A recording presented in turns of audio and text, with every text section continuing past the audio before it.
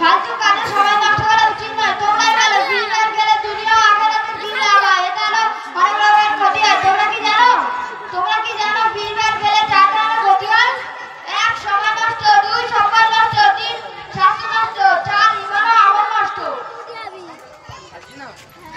ইংরেজিতে বলে time and time wait for none, অর্থাৎ সময় এবং স্রোত কারোর জন্য অপেক্ষা করে না। পবিত্র কোরআনে আল্লাহ তাআলা বলেছেন ইন্নাল মুবাসসিরিনা না কানু ইকুয়াশ শায়াতিন, অর্থাৎ নিশ্চয়ই অপচয়কারী শয়তানের কাজ। তাই হে মুসলমান ভাই সকল, তোমাদের কাছে বিনতি আবেদন এই যে তোমরা সময় অপচয় করে নিজেদেরকে ক্ষতিকর করো না, বরং তওবা করে আল্লাহর পথে ফিরে এসো। মাওলানা সাহেব আমরা আমাদের ভুল বুঝতে পেরেছি, আমরা আমাকে তওবা করে দিই। তাহলে সকলে একসাথে বলো আস্তাগফিরুল্লাহ লা ইলাহা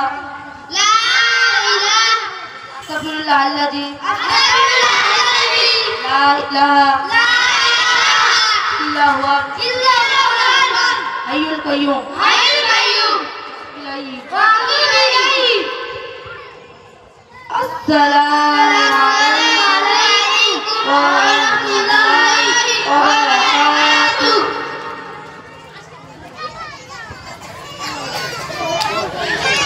ওয়া আলাইকুম আসসালাম ওয়া রাহমাতুল্লাহি ওয়া বারাকাতুহু।